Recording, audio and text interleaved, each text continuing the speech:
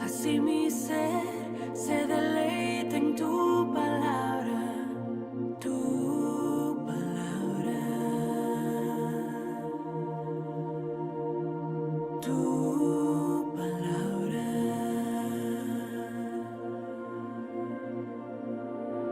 Que tu espíritu de vida, la semilla en mi interior, y tu palabra eche raíz en lo profundo de mi corazón. Manténme firme y arraigado en ti, Jesús, en tu amor. Toda mi vida rebosando de gratitud y adoración. Oh Jesús, el agua viva que me sacia, el deleite y el reposo de mi alma, de mi alma.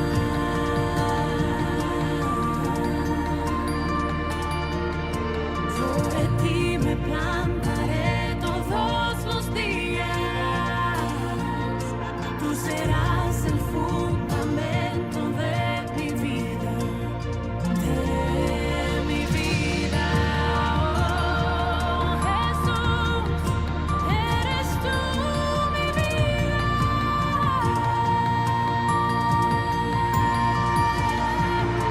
Manténme firme y arraigado en ti, Jesús, en tu amor.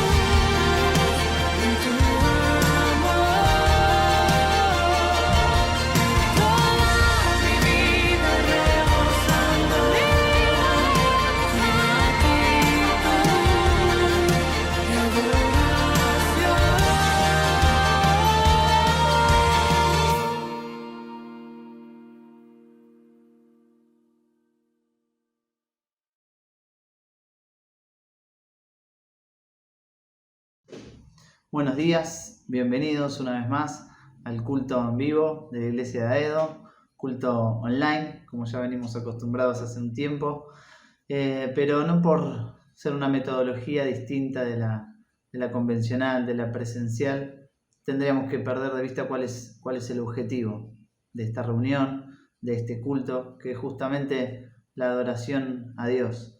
Así que antes de comenzar, de cantar, de hacer cualquier otra cosa, vamos a orar y encomendar este tiempo en las manos de Dios. Oramos.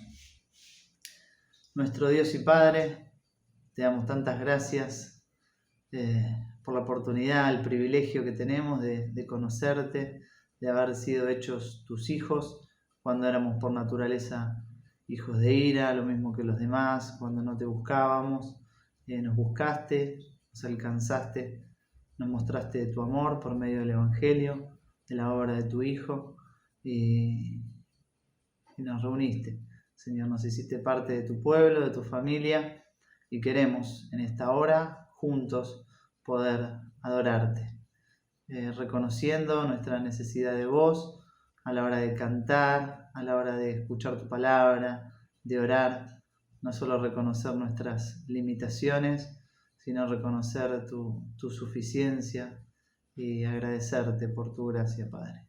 Te pedimos todo esto en el nombre de Jesús. Amén. Muy bien, para comenzar vamos a cantar el himno 112.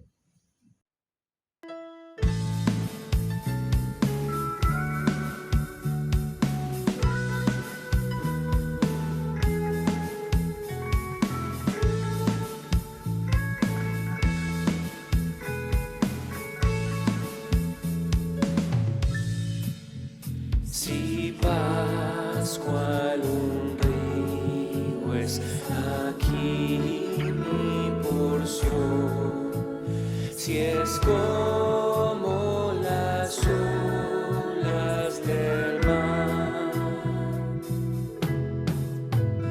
cualquiera mi suerte es ya mi canción, está bien con mi alma, está bien. Por más que Satán me tentare a mí, en esto consuelo tendré, que Cristo al ver cuán perdido yo fui en la cruz, por mi alma murió. Está bien, está bien, está bien con mi alma, está bien. Pecado llevó y las gracias le doy, completo el trabajo está. Llevó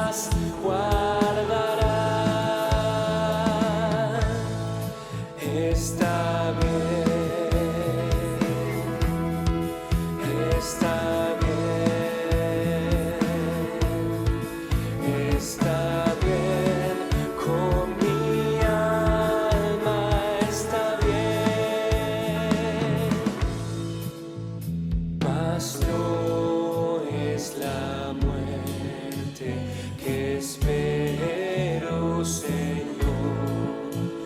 La tumba mi meta no es. Tu pronta venida en tu tierno amor, esperando mi alma hoy está. Está bien, está bien, está bien con mi alma, está bien, está bien, está bien, está bien con mi alma, está bien.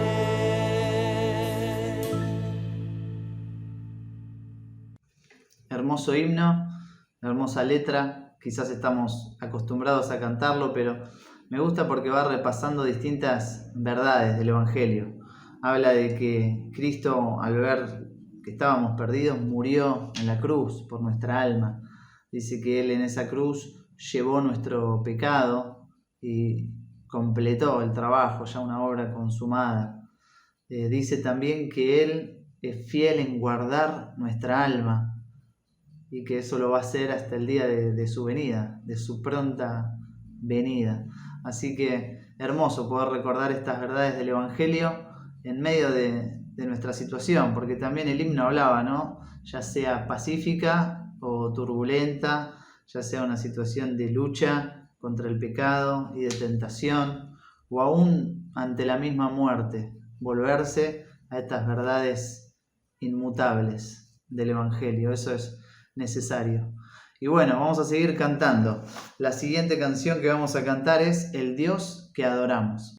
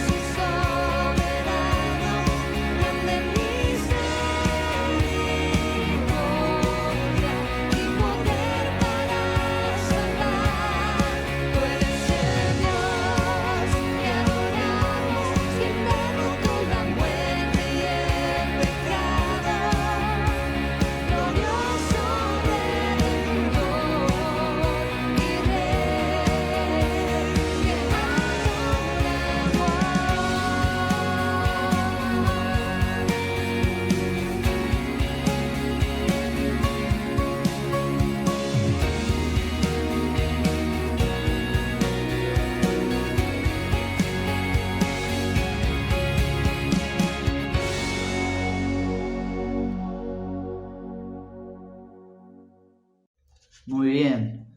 Cantábamos y repasábamos algunos atributos de la persona de Dios y tiene mucho que ver con el tema que empieza este mes, cómo es Dios. Y pensando en este tema, leía en un libro que habla acerca del conocimiento del Dios Santo algunas frases que me parecen oportunas para leer. Dice: lo que nos viene a la mente cuando pensamos en Dios es lo más importante de nosotros. Les leo otra. Dice que nuestra idea de Dios se aproxime lo más posible al verdadero ser de Dios es algo de inmensa importancia para nosotros.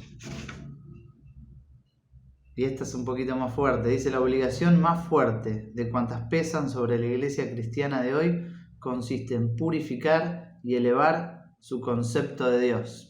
Y no lo quiero hacer muy extenso, pero la idea es que de la idea del concepto que nosotros tenemos acerca de Dios, de cómo es Dios, de ahí se van a desprender un montón de cuestiones que no son algo meramente teórico o teológico, sino que tienen que ver con nuestra vida práctica, la manera de ver a Dios.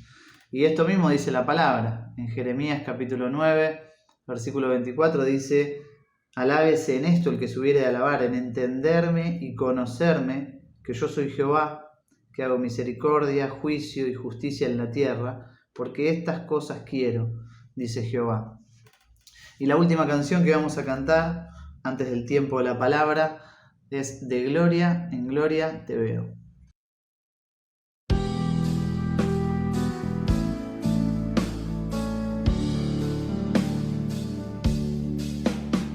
De gloria en gloria te veo,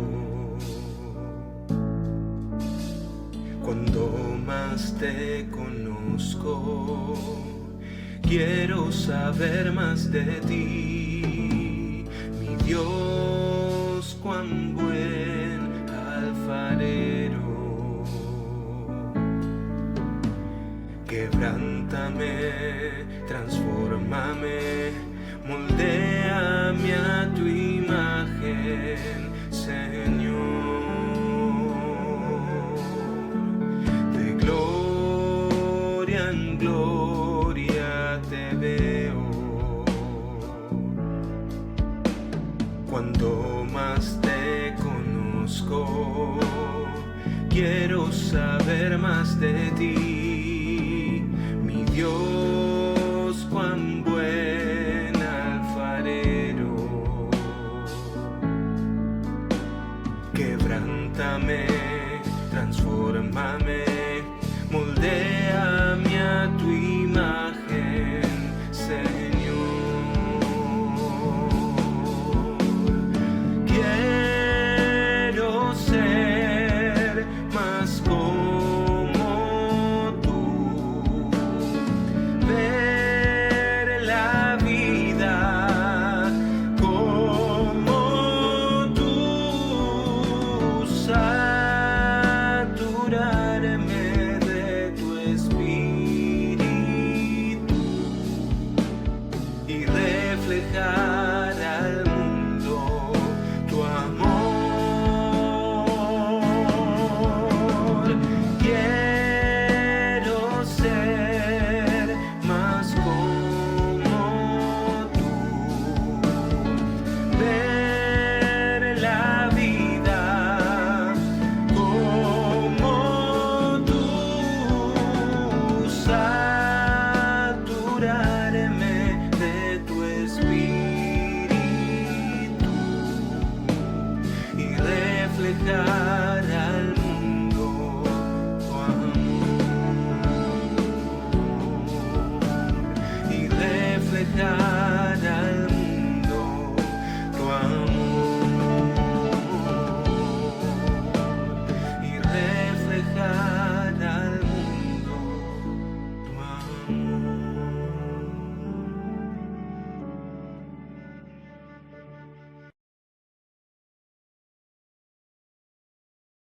Muy bien, buenos días hermanos, un domingo más. Antes de comenzar el tema de este nuevo mes, quiero preguntarte cómo estás llevando tu fe, cómo estás lidiando con tu vida de fe. Te digo esto porque la fe tiene que ver con la relación con Dios, con leer su palabra, orar, pero mucho de esta fe tiene que ver que es una fe para vivir en comunidad. Hebreos 10:24 dice no dejando de reunirnos, y el versículo anterior en realidad empieza en minúscula, la frase comienza en el versículo anterior y dice que debemos considerarnos el uno al otro, por eso no hay que dejar de reunirse. La palabra considerar es provocarse, como que debemos animarnos unos a otros. Por eso la fe es algo a vivir en comunidad también, no solo de manera personal. Es esto de estar aquí en la iglesia, de saludarnos, sentarnos al lado de alguien, detrás de alguien, escuchar a alguien predicar, orar juntos, cantar juntos. Todo eso en este tiempo no lo tenemos. Vuelvo a preguntarte, ¿cómo estás viviendo tu fe? ¿Cómo estás sosteniéndose tu fe? ¿Cómo estás dependiendo de Dios? Es una pregunta muy importante porque hay un grado de contención que la iglesia te brinda cada fin de semana, cuando te cambiás y venís y estás en el club bíblico, en la reunión de matrimonios o en la escuela dominical, pero en este caso ahora no es así. Hay una dependencia de Dios muy personal entre vos y Dios para que tu fe siga vibrante y más fuerte que nunca. Así que la pregunta la dejo para que lo pienses, para que reflexiones, para que te enfrentes a esta realidad. En un sentido, la pandemia mostró la realidad de nuestra fe, ¿no? La vida cristiana que había más allá de una reunión y a su vez necesitamos de las reuniones, pero tu vida cristiana depende de esa relación con Dios. Espero que la tengas. Muy bien, comenzamos un nuevo mes. Es un mes muy lindo porque el tema es muy lindo. Es el tema de cómo es Dios. Y la idea de los temas a desarrollar es que hay una relación de los temas con algunos pasajes de la Biblia y personajes de la Biblia. Es sabio y poderoso y vamos a leer Daniel. Es soberano y vamos a considerar a Job, es misericordioso o es justo y vamos a considerar a Habacuc. Y tiene que ver con que tu visión del conocimiento de Dios, tu concepto de Dios, muchas veces va variando en función de las experiencias de la vida. Hay épocas en la vida donde consideras el amor de Dios, hay otras épocas en tu vida que consideras a Dios en su gracia, a veces es su perdón, a veces es su santidad. Entonces, este conocimiento de Dios tiene que ver con la experiencia personal de cada uno, ¿no? Para Job, Dios fue el Dios soberano, estaba por sobre todos los problemas y pruebas que le vinieron a la vida. Para Habacuc, Dios tenía que ver con la justicia, con su justicia, porque iba a usar un pueblo pagano para castigar o disciplinar a su pueblo. Así que espero que puedas a lo largo de la vida experimentar un conocimiento de Dios en el cual tus experiencias puedan apoyarse en algo de lo que Él es, en algún aspecto de su carácter. Ahora, hoy vamos a hablar del Dios que es sabio, de este Dios sabio y poderoso, porque está agregado, muchas veces vas a ver la concepción de la sabiduría de Dios junto al poder de Dios. Entonces quiero leer dos versículos, Daniel capítulo 2, verso 20. Necesito que busques tu Biblia. Este pasaje de la Biblia es una gran profecía, o sea, es un sueño que tiene Nabucodonosor, pero que involucra una de las profecías más extraordinarias porque va a hablar de la proyección del futuro del mundo. ¿Te imaginas que nosotros habláramos ahora del futuro de este mundo? Bueno, aquí estaba recibiendo una proyección muy clara de los imperios que iba a haber y que luego hubo y qué iba a pasar, y todo eso porque Dios es sabio y porque Dios es poderoso. Voy a leer una parte nada más y contarte la historia de todo el capítulo. En Daniel capítulo 2, verso 20 dice: Y Daniel habló y dijo: Sea bendito el nombre de Dios de siglos en siglos, porque suyos son el poder y la sabiduría. Ahí detenete y observa lo que dijo Daniel. Ahora bien, verso 21. Él muda o cambia los tiempos y las edades, quita reyes y pone reyes, da la sabiduría a los sabios y la ciencia a los entendidos. Él revela lo profundo y lo escondido, conoce lo que está en tinieblas y con él mora la luz. A ti, oh Dios de mis padres, te doy gracias y te alabo, porque me has dado sabiduría y fuerza, y ahora me has revelado lo que te pedimos, pues nos has dado a conocer el asunto del Rey. Hasta aquí nomás. Queremos comenzar haciendo un pequeño recorrido de algunos aspectos sobre la sabiduría de Dios. En realidad queremos ver tres cosas. Primero necesitamos alcanzar a elaborar una definición, la definición de la sabiduría divina. No va a ser fácil, vamos a tratar de ayudarnos con distintas palabras, con distintos conceptos bíblicos para sumar una idea de qué es la sabiduría divina. En segundo lugar, vamos a ver la revelación de esa sabiduría divina, cómo se ha revelado, cómo se ha mostrado. Y en tercer lugar, vamos a considerar y vamos a aprender las lecciones que la sabiduría divina nos dejan a la vida. La verdad que este es un aspecto de Dios fascinante y espero que lo disfrutes de una manera especial. Espero que tengas papel y lápiz, espero que estés sentado, espero que no estés distraído, que no tengas tu celular a mano, que estés enfocado en el tiempo con la palabra, que no estés hablando. Yo sé que en tu familia uno habla con otro. Este es el tiempo para escuchar la palabra. Transportate al banco donde te sentabas el domingo aquí en la iglesia de Murias, donde en silencio estás escuchando el mensaje de la palabra de Dios. Y haciendo lo mismo vamos a comenzar en esta mañana. En cuanto a la sabiduría o a su definición, hay un término hebreo que se usa mucho. Yo hablé bastante hace unos meses en la escuela bíblica cuando hablé de Proverbios, porque Proverbios habla de la sabiduría de Dios. Y ese es el término jogma o comá, como quieras decirle. Es un término muy especial, se usa 141 veces en el Antiguo Testamento. Este término es es la concepción de varias palabras. En algunos versículos habla de destreza técnica, en otros aptitud o artes, artesanía, en otros habilidades en asuntos seculares, discernimiento para aconsejar, prudencia para gobernar, cordura en la vida diaria. Rastrea la palabra la primera vez, una de las primeras veces está en Éxodo 28, cuando era necesario tener sabiduría o habilidad artesanal para hacer los candelabros de 7 brazos. Así que la palabra es una palabra que suma varias ideas. Sabiduría no es la palabra exactamente ligada al conocimiento nada más, sino es una palabra eminentemente e intensamente práctico. Sacala de la idea de lo que sabe, aunque Dios lo sabe todo, pero es un saber y un conocimiento también práctico. Y ese es el saber con que el universo fue creado y es donde Dios trajo este universo y lo creó con su sabiduría, con la sabiduría de Dios. Ahora muy bien, esta fuerza que ordena el universo no es una fuerza personal, es un atributo del carácter de Dios. Es como Dios trajo orden. Quiero sumar una primera palabra para ayudarte a la definición, orden. Dios ordenó el universo. Cuando ves este universo y esta creación, ves el orden creado y una creación ordenada por causa de la sabiduría de Dios. Así que podría decir que una vida sabia es una vida ordenada.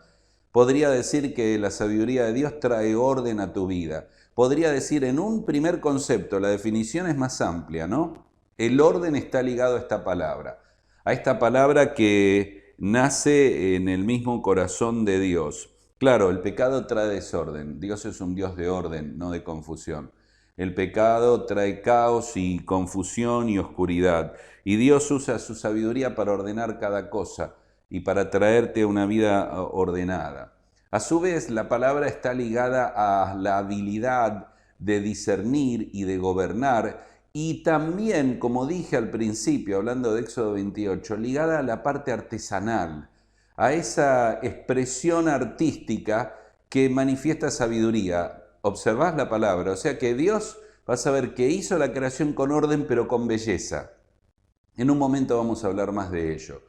Dios tiene en esta palabra una concepción mucho más amplia de lo que vos y yo pensamos. Así que agregale orden, artesanía, belleza, habilidad, discernimiento. Y entonces llegamos a Daniel capítulo 2. En un momento vamos a volver a a explicar y ampliar la definición, pero Daniel capítulo 2 es un capítulo muy especial. No sé si te acordás la historia, pero comienza en el verso 1, cuando el rey Nabucodonosor está perturbado. Tuvo un sueño que lo perturba, tuvo un sueño que no lo deja dormir, y entonces llama a los sabios y a todos ellos y dice, quiero que me revelen el sueño. Bueno, contanos el sueño. Ah, no, el sueño no me acuerdo.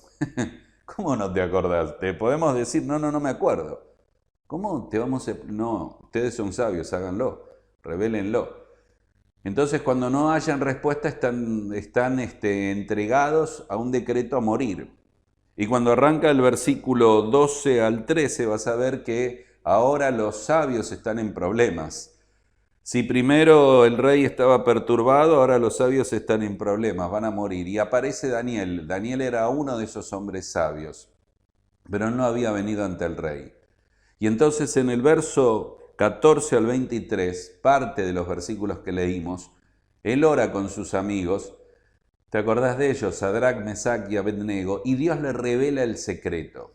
Y Dios le revela, y por eso leímos, y Daniel habló y dijo, sea bendito el nombre de Dios de siglos en siglos, porque suyos son el poder y la sabiduría. Y entonces vas a llegar allí al verso 24 al 45, cuando Dios muestra y despliega su sabiduría y poder. Cuando Daniel revela el sueño y su interpretación, que tiene que ver con otro aspecto mucho más extenso que no lo vamos a hablar, de la interpretación de un sueño que habla de los imperios que iban a venir. Por eso es una profecía extraordinaria. Pero yo quiero quedarme con el concepto de lo que está pasando y de cómo Dios desarrolla y despliega y revela su sabiduría y su poder, ambas cosas, en interpretar este sueño y en explicarle cómo Él ha planeado los tiempos y las historias. Por eso el verso que sigue, el 21, es muy importante.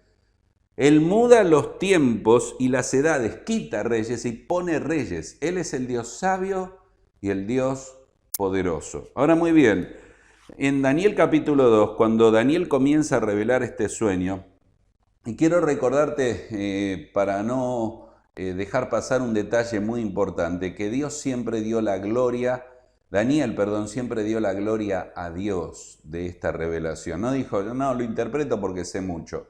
Es lo mismo que hizo José ahí en Génesis 41:16, cuando dio la gloria a Dios por interpretar el sueño. Solo Dios podía saber, solo Dios tenía el poder. Dios le dio la revelación y Daniel dio gloria a Dios para manifestar la sabiduría de Dios revelando lo que estaba pasando. La revelación del sueño sobre los futuros imperios es una muestra de un Dios que todo lo sabe y que tiene la sabiduría de planear las edades, pero tiene también el poder para ejecutar su plan. Otra vez lo mismo, tiene la sabiduría de Dios para planear las edades, pero tiene el poder para ejecutar su plan. No es solo sabiduría, es poder. No solo es el saber cada cosa, sino el poder hacer cada cosa. Ahora muy bien, Daniel está dependiendo sobre el Dios de los tiempos, que muda y saca a las personas. Y es muy interesante que en la profecía de este imperio, Nabucodonosor oye el mensaje. Nabucodonosor reinó más o menos del año 605 al 562, unos 40 años. Pero Jesucristo es el mismo ayer, hoy y por los siglos. Su reino es sempieterno, Él reinará por siempre y su reino por todas las edades. Él es el que está sentado en el trono, Él es el dueño de cada cosa, Él es el que sabe cada cosa y tiene todo poder. Ahora, volvamos a la definición, seguimos en esto. Y las palabras se van sumando: ordenar, artesanía y gobernar. Y cuando unís estas palabras, ves que son características que solamente se hallan en Dios mismo. O sea, conocimiento, discernimiento y entendimiento de forma absoluta se encuentran en Dios. Vos y yo podemos alcanzar algo de esa sabiduría para nuestra vida, pero en Dios vive en plenitud, es parte de su carácter, es como Él armó y diseñó el mundo. Así que cada vez que veas el mundo, con sabiduría lo hizo y quiere guiar con sabiduría tu vida. Le dio orden, supo gobernar, sabe liderar, guiar este mundo, guiar los tiempos y la historia. y hacerlo todo con artesanal belleza. Es fantástico. Es la revelación de la grandeza de lo que Dios es.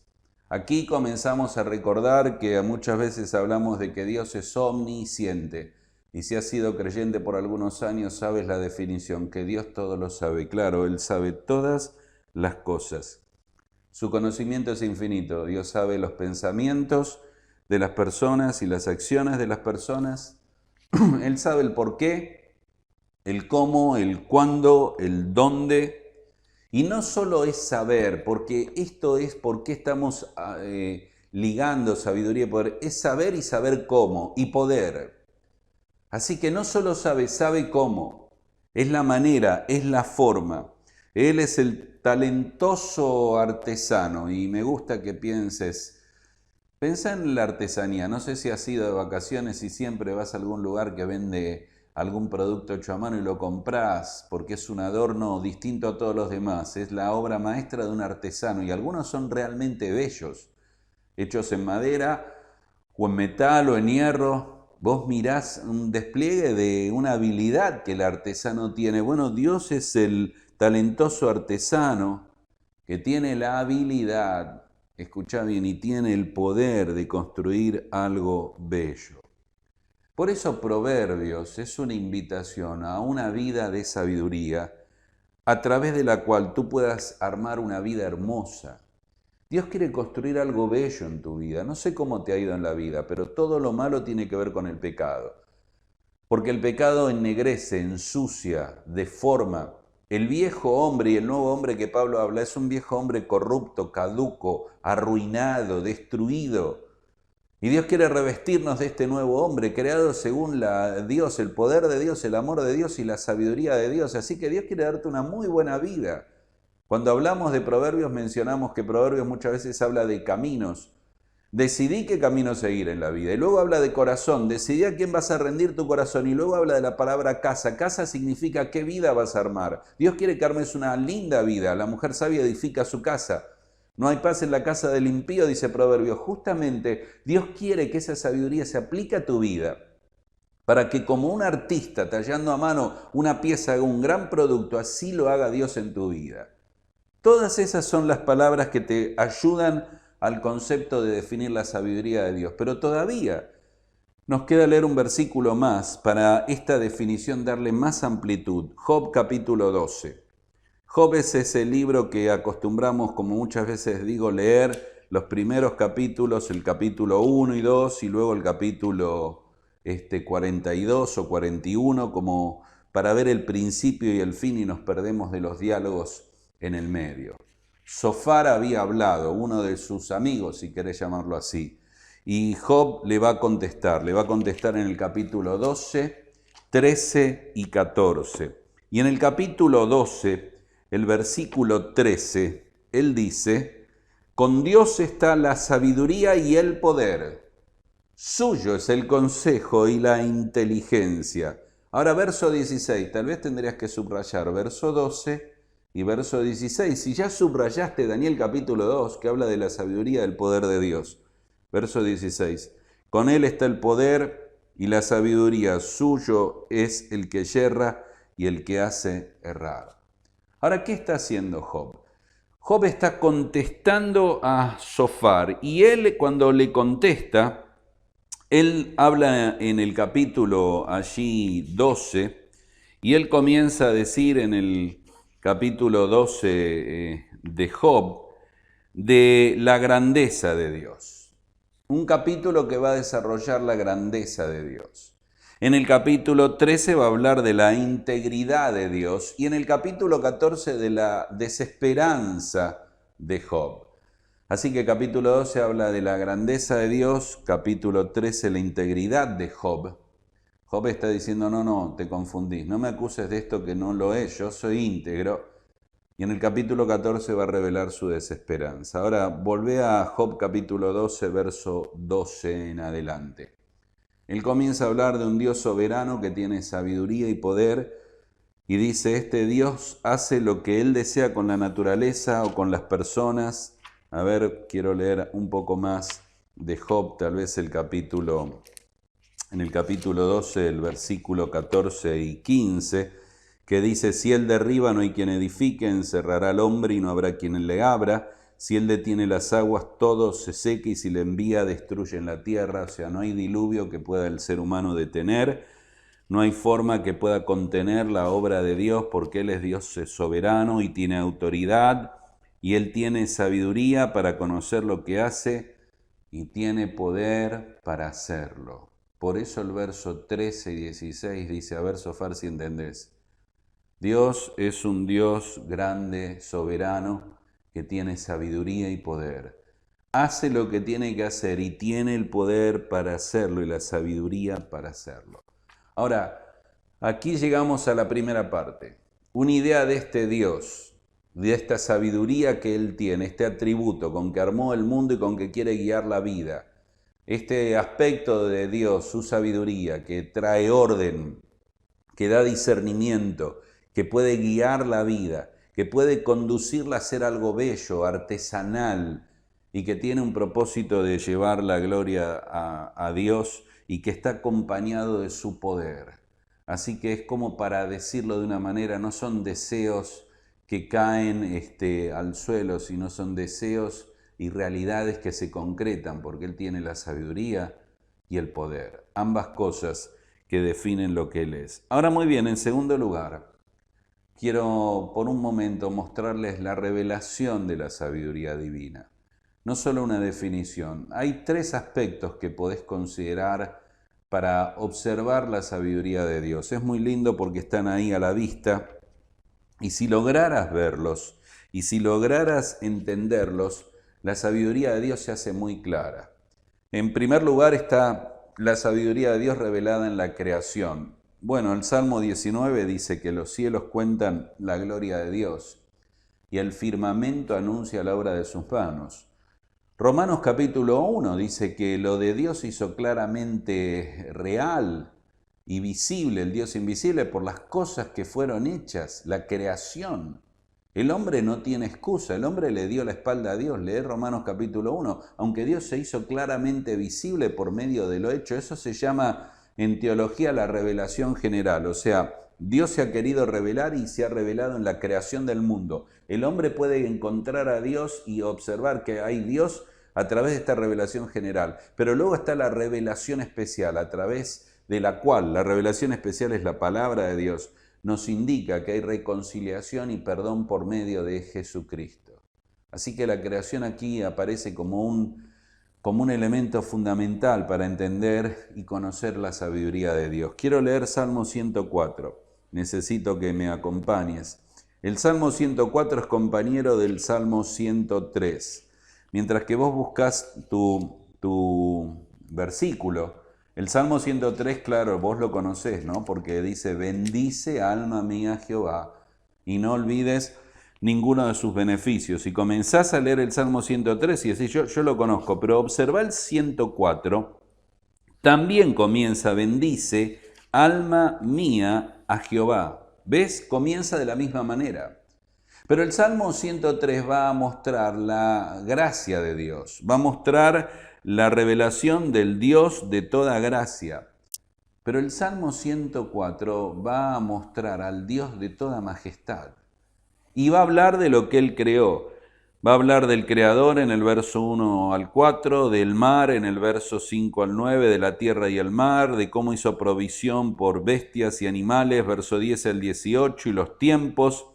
Y cuando llega al versículo 24, estamos en Salmo 104, el verso 24, dice, cuán innumerables son tus obras, oh Jehová. No tengo tiempo, pero él va enumerando todas las obras de la creación de Dios. Ya le bendijo, Salmo 103, por su gracia. Ahora está bendiciéndole por su grandeza, por su majestad, por su creación. Y como para decir, antes de seguir quiero explicar esto, quiero decir esto, necesito decirlo. Cuán innumerables son tus obras, oh Jehová. Hiciste todas ellas con sabiduría. La tierra está llena de tus beneficios. Hiciste todas ellas con sabiduría. El salmista está considerando cada parte de la creación.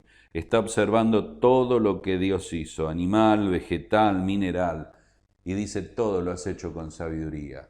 No hay algo que se escape de la sabiduría de Dios. Ahora, si vos mirás la creación y querés pensar en Dios, es fácil, ¿no? Solo pensar en los cielos que tenemos, en el universo que Dios nos ha dado, un universo que contiene 100.000 millones de galaxias y que cada galaxia tiene un diámetro de 1.000.000 de billones de kilómetros y cada una tiene miles de estrellas.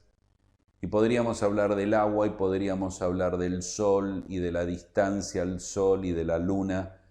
Podríamos hablar de las plantas o de las flores, o podríamos hablar de la grandeza del cuerpo humano, lo incomparable del ojo, que es una extensión del cerebro, la capacidad de ajuste de nuestra vista. Bueno, cuando pasan los años no se ajusta tanto, pero tenemos una capacidad increíble, la diferenciación de oídos, de sonidos que tiene el oído. Ni qué hablar del ADN, un código tan sofisticado y único. Y podría seguir hablando de tantas cosas. Tal vez una de las cosas simples en las que podrías considerar la sabiduría de Dios es los copos de nieve.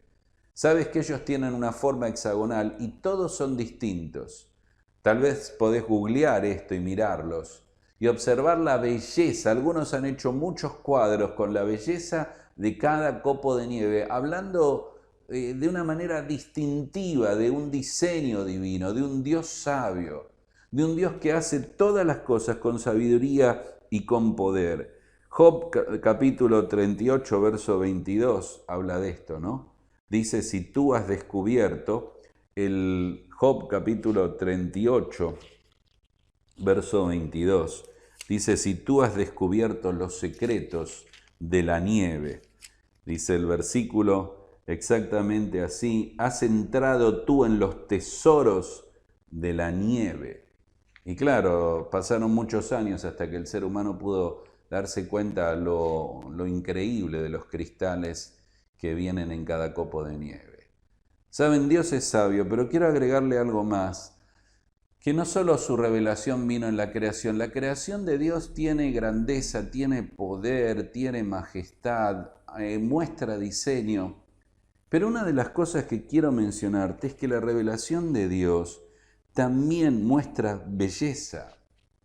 Y a veces no hablamos mucho de esto. Dios se reveló a sí mismo en su creación, pero a su sabiduría y a su poder, de esto estamos hablando, lo acompaña la belleza de lo creado. Hay dos cosas que tenés que saber. Número uno, que Dios es fuente de toda belleza. Pero número dos, que la preocupación de la humanidad con lo estético y la belleza, porque estamos preocupados por la belleza, estamos preocupados en decorar una casa, en armar un jardín, en nuestra ropa, en nuestro aspecto. Esta cuestión de preocuparnos por lo estético y preocuparnos por la belleza es una experiencia dada, ordenada por Dios. Es algo que viene de nuestro Creador, que Dios ofrece a la humanidad como un regalo, es un privilegio, es una experiencia privilegiada que no ha dado a nadie en toda su creación. Así que no vas a ver a mi perro o a tu perro sentado junto a mí contemplando una puesta del sol, pero yo contemplo esa puesta del sol y me maravillo. No vas a ver a mi perro, por lo menos intencionalmente, escuchando y disfrutando una pieza musical. ¿Has pensado en este toque estético de diseño y de maravilla que Dios ha colocado en nosotros? Es su sabiduría y su poder, pero su belleza. Y Él decidió hacer una creación no solo útil y eficiente, sino bella, intencionalmente bella. Todo lo hizo hermoso en su tiempo. Y cuando llegas a Génesis capítulo 1, otra cosa que pasamos desapercibido, que Dios va creando y dice, y vio que todo lo que había hecho era bueno, era bueno, era bueno. En el verso 7, esa palabra involucra placer. Esa palabra involucra, no verso 7, 7 veces está esa palabra, involucra algo lleno de deleite. Dios está haciendo una evaluación de su creación y dice, bello, bello, bello. Es realmente bueno, es verdaderamente deleitoso. Un poema revela a su autor y el poema del universo revela a Dios y su maravillosa belleza. Es la belleza de Dios mismo. ¿Para qué está la belleza allí? Para que la notemos. ¿Para qué se halla la belleza de allí? Para revelar lo que Dios es. Ahora, déjame insistir un poquito más en esto. ¿Cómo catalogarías tu vida? ¿Una vida bella o una vida fea? ¿Hermosa o bien ajeno a lo bello? Dios quiere darte una linda vida, una buena vida, una bella vida. Es su sabiduría y es su poder que se juntan para brindarte belleza en la relación matrimonial, en los hijos, en la vida aún sin estar casado, en el trabajo diario, en lo que haces. Hemos perdido todo ese concepto de la eternidad de Dios revelando su gloria. Hay una canción que muchos años atrás oíamos que dice: Dios podía haber hecho su creación gris y nosotros nunca más saber. Miren lo colorido de las flores, es impresionante. Miren lo colorido y la variación de colores de los peces en lo profundo del mar. Miren la maravilla de la variado de los colores de los pájaros y de las aves. Miren a un Dios sabio, poderoso, que trae belleza. Esto es lo que quiere traer Dios a tu vida. Por eso quiero repetirte, en base a este escenario, a este contexto, decirte a vos, que eres un muchacho, una chica, un hombre grande, una mujer grande, alguien casado, soltero, el pecado es feo. Ponele color negro, oscuro. Trae consecuencias feas, arruina la vida, perturba la vida, ensucia la vida. Lo de Dios es sumamente hermoso. Tal como Él es la revelación de lo que Él es. En segundo lugar, Él no reveló su sabiduría solamente en la creación, sino también en la historia. La historia de la humanidad es su historia. Por eso lo de Daniel capítulo 2, volviendo por un segundo atrás, es tan importante. Él está mostrando los imperios que van a gobernar el mundo, mostrando que Él es sabio, poderoso, que Él es el Dios que gobierna, no Nabucodonosor, no Persia, ni Grecia, ni Roma, Dios. Dios muda los tiempos y las edades, Dios pone y quita. Estamos en medio de una pandemia, estamos preocupados por los gobiernos. Dios está sentado sobre tu trono, tu mundo se puede mover, el trono de Dios está inamovible, no hay pánico en el cielo. ¿Por qué no confiar en este Dios eterno y poderoso que con sabiduría gobierna y maneja los tiempos? La historia revela la sabiduría de Dios. Él eligió a un hombre, a Abraham, y a un pueblo para que sean en él benditas todas las naciones de la tierra y para por medio de esa nación traer al Salvador. Y les dio una ley para que esa ley revelara el pecado de la humanidad y nos hiciera conscientes de lo deficiente que estamos delante de Dios, y dio los sacrificios para entender que había un precio por el pecado. Y cuando Israel se desvía del camino y está a punto de perderse todo, Dios levanta a alguien que sin ser creyente, Él lo usa y lo llama el pastor, el Mesías. Él levanta allí a Ciro y lo usa para devolver a su pueblo a la tierra prometida. Y luego usará a los griegos para traer su filosofía, que fue una forma de mover el pensamiento hacia otros aspectos más elevados. Y usó el idioma griego, que era el idioma que iba a hacer que la palabra de Dios corriera por el mundo antiguo. Y luego usó a los romanos, que establecieron un gran imperio donde dominó el mundo, y más allá de su crueldad establecieron una ley y un grado de paz, y los caminos que hubo no hubieran sido posible que Pablo hubiera recorrido el mundo antiguo y las iglesias fueran naciendo en cada lugar si no hubiera usado los caminos que Roma puso allí. Y al pueblo judío, en la esperanza del Mesías, Él usó cada nación y cada imperio. Y venido el cumplimiento del tiempo, Gálatas 4:4, Dios envió a su Hijo. Nada está fuera de su control. Y su Hijo viene en su tiempo y muere en la cruz del Calvario y resucita. Y la iglesia nace. Y luego la iglesia es perseguida, pero Dios la sigue protegiendo. Y cuando la iglesia se desvía, la iglesia se reforma, y una y otra vez Dios va siguiendo los pasos de la historia, está en el control del barco de la historia con su sabiduría y su poder. Él no puede controlar tu vida. ¿Qué te pasa? ¿Cuál es el problema? Que no dejamos y confiamos en un Dios que con sabiduría y poder ha gobernado un mundo y la historia de una humanidad que se ha rebelado contra Él, que haya dado las espaldas a Él. Aún así, Dios todavía sigue en el control. y hoy sigue actuando y gobernando con sabiduría. En último lugar, Dios no solo revela su sabiduría en la creación, no solo se revela su sabiduría en la historia de la humanidad, Dios revela su sabiduría en la salvación. Y quiero leerte por un momento, hay varios textos, Romanos 11:33 o Efesios 3:10, pero quiero leerte uno en particular. 1 Corintios, capítulo 1. Y si lo buscas, este es un texto muy importante. Dice el capítulo 1, versículo 21.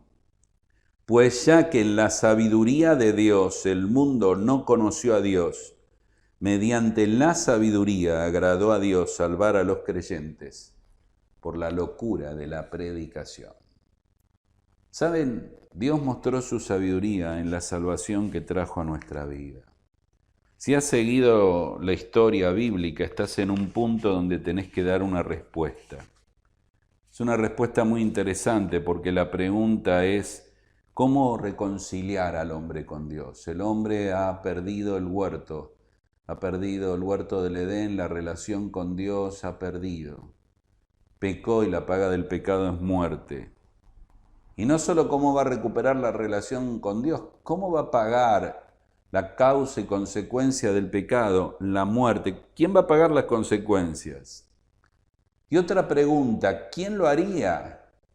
Y no solo quién, ¿por qué alguien haría esto? Por la humanidad que ha dado la espalda a Dios, una humanidad que tuvo todo, la relación con Dios, el gobernar este mundo, el hacer un mundo para Dios y por su egoísmo, por él mismo decidió pecar, desobedecer. ¿Por qué alguien daría su vida o pagaría por ellos?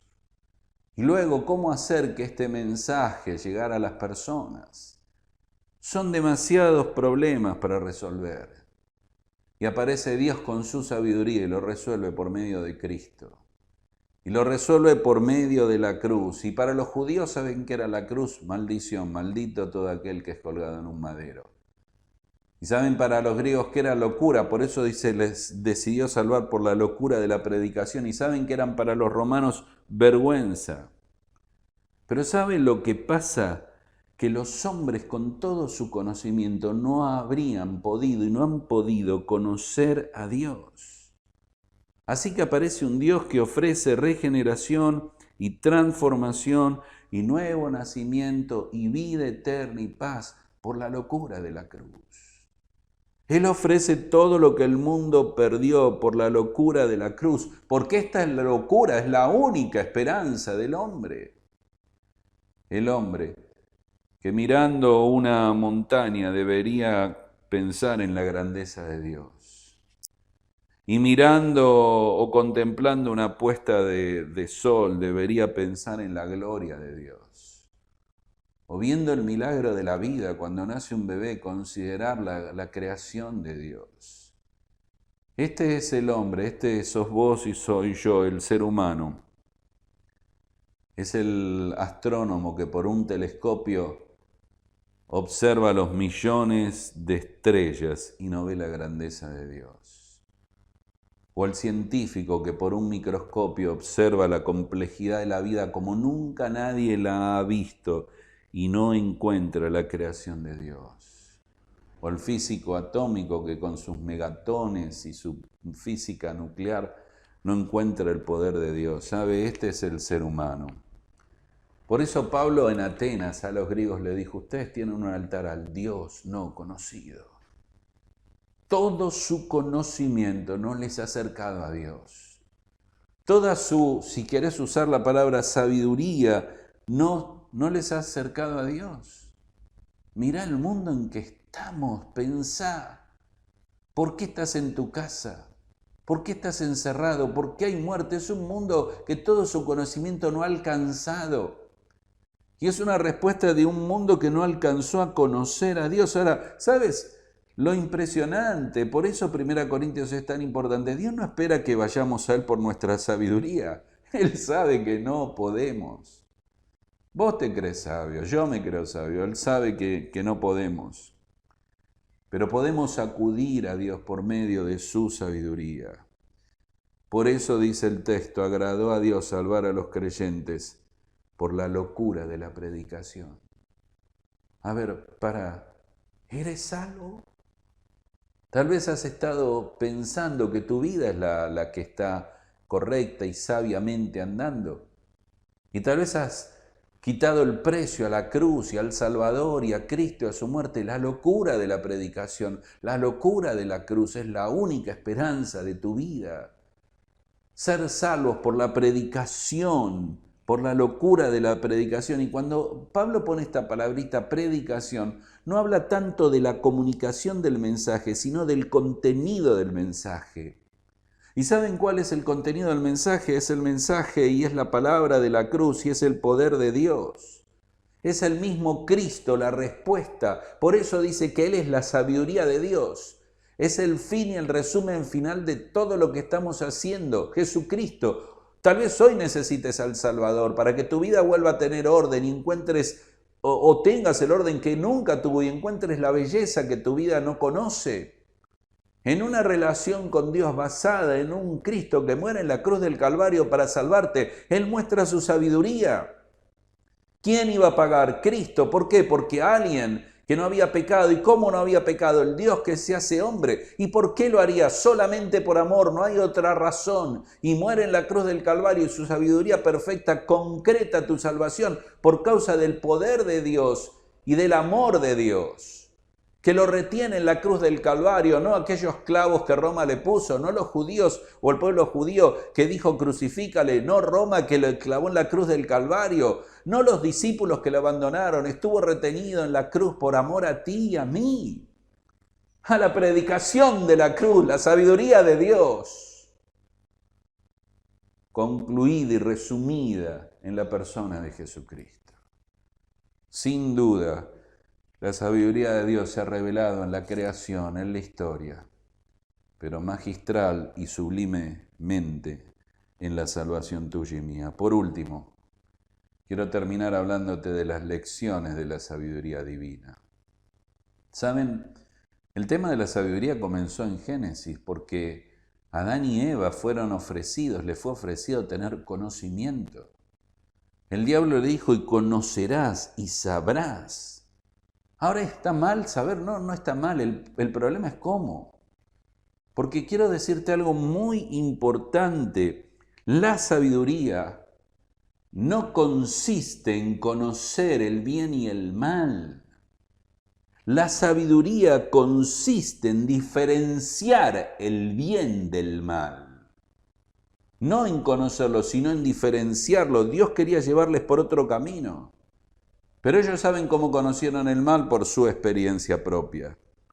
Y ellos llegaron a una nueva conciencia del bien y del mal y cambiaron lo malo por lo bueno y lo bueno por lo malo. Y a lo bueno lo que etiquetaron de malo y a lo malo de bueno. Por eso todo comienza allí en Génesis, con esta búsqueda que solo se halla en Dios. ¿Qué lecciones podés tomar en este tiempo de la sabiduría divina? Primero, recordar Dios es sabio. Qué linda esa canción que dice, sabio es Dios. No te entristezcas, no te aflijas, no te preocupas, sabio es Dios. Él me conoce, dice la canción. Él te conoce.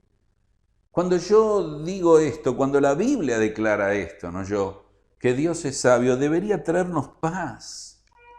Debería traernos seguridad, debería traernos consuelo, debería traernos fortaleza. Dios sabe.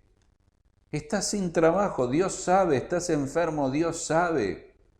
Estás con problemas emocionales, Dios sabe. Estás afligido por una relación familiar, con problemas, Dios sabe. Dios sabe, Dios sabe. ¿Cuántas veces has sido alguien no buscando una respuesta, sino alguien que te escuche? ¿Qué más? No solo que te escuche, sino que te entienda. Dios te escucha, Dios te entiende y tiene la sabiduría, el poder para responderte y transformar tu vida. Dios sabe, sabio es Dios. Él te conoce. Hoy deberías tener esta paz, consuelo y seguridad y fortaleza. Pero en segundo lugar, también debería aprender a vivir sabiamente. Debería aprender a vivir sabiamente, porque si Dios es mi Padre y te recuerdo las cosas básicas y simples que vos sabés, Si Dios es tu Padre, si eres hijo o hija de Dios, la sabiduría de Dios está disponible para todos. Romanos capítulo 2, verso 11. En Dios no hay acepción de personas. La sabiduría no es para pastores o líderes. No hay acepción de personas. La sabiduría está disponible para todos. En segundo lugar, no olvides, que simplemente necesitas pedir a Dios por sabiduría. Santiago capítulo 1, verso 3. Si alguno tiene falta de sabiduría, yo, Señor, pídala a Dios. Él da abundantemente a todos y sin reproche. En tercer lugar, no olvides, la palabra de Dios está llena de sabiduría. Léela, estudiala, memorizala. Aquí Proverbios 2:6 habla de eso. En Dios está su sabiduría. Toda la sabiduría está en este libro santo. Amalo, léelo, estudialo. Aquí vas a encontrar la sabiduría de Dios. En cuarto lugar, la sabiduría de Dios y la sabiduría del mundo no son lo mismo. Si eres creyente por 2 minutos ya te has dado cuenta que la sabiduría del mundo no es la sabiduría de Dios. Proverbios 1:7 dice bien al principio, la sabiduría es el temor de Jehová. Los insensatos desprecian esa sabiduría, van por otro camino. La sabiduría del mundo es una sabiduría donde te dicen salvate a vos mismo, viví para vos mismo, busca tu felicidad y te apuran a hacerlo rápido, no esperes, no hay nada que esperar, disfrutá ahora y lográ y hacé lo que quieras. No hay verdad absoluta, no le creas. La sabiduría del mundo y la sabiduría de Dios no son lo mismo. Por último, el enemigo ruge como león rugiente, buscando a quien devorar. El enemigo va a querer tratar de distraerte de la sabiduría de Dios. Todo el tiempo va a estar buscando distraerte de la sabiduría de Dios. Ahora yo termino en esta mañana y quiero preguntarte, ¿cómo estás ante la sabiduría de Dios? ¿Estás renegando? ¿Estás confiando? A.W. Tozer decía algo precioso, quiero leerlo. Él decía, con la bondad de Dios, deseando, buscando nuestro mejor bienestar. La bondad de Dios, un aspecto de su carácter, del carácter de Dios.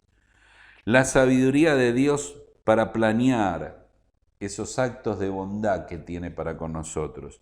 Y el poder de Dios para lograrlo. ¿Qué nos puede faltar? Dice a Tozer. Ciertamente somos los más favorecidos de todas las criaturas. ¿Qué te parece si hoy, en este tiempo, vienes y le dices, Señor, yo quiero rendirme a ti? Quiero descubrir este aspecto que había dejado olvidado o perdido en mi vida, el aspecto de tu sabiduría y de tu poder. Y saber que con sabiduría hiciste la creación y has guiado la historia y el tiempo en una humanidad rebelde y has traído salvación, puedes también, a mí que ahora soy hijo o hija tuya, guiar mi vida por los caminos de sabiduría, manifestando tu poder por causa de tu amor por mí.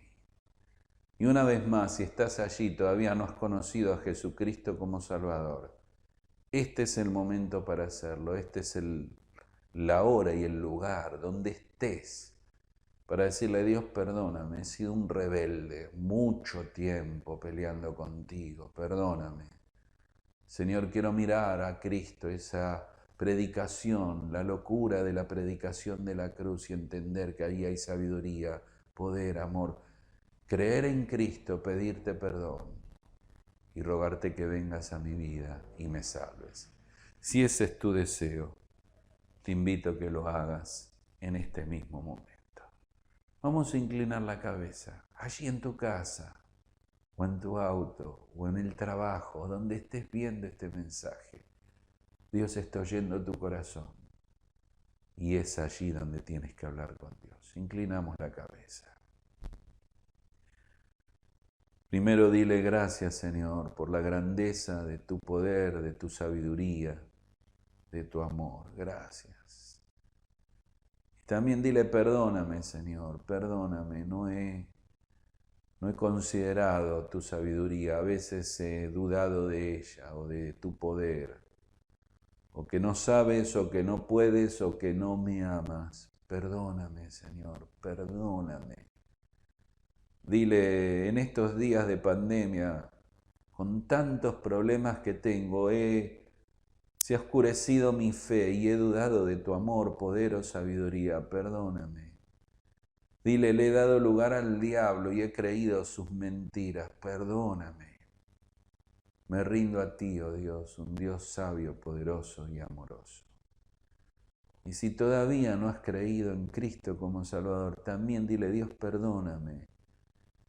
Dios, sálvame. Creo en Cristo, en aquella cruz que murió por mí. Ven a mi vida. Señor, sálvame. Querido Señor, gracias en esta hora por tu palabra.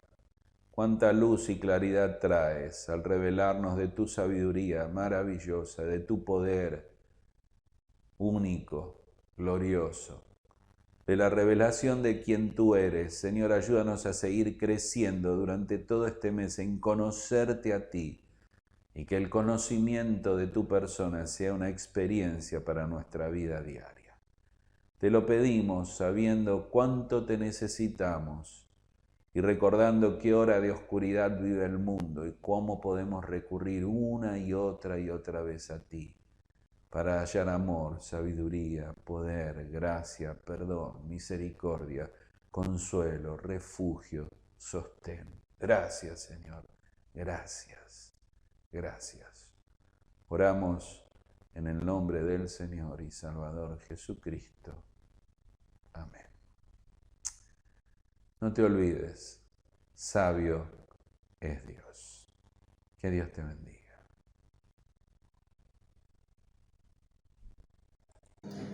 Gracias a Dios por su palabra.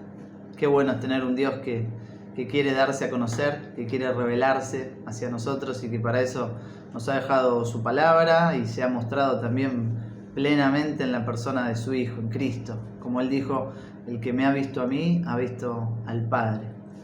Y bien, ya para ir terminando, recordarles que a la izquierda, a mi izquierda, a la derecha de la pantalla, ahí donde está el chat, seguramente estén los links donde pueden ofrendar. También ahí pueden saludar, dejar algún motivo de oración o alguna decisión personal.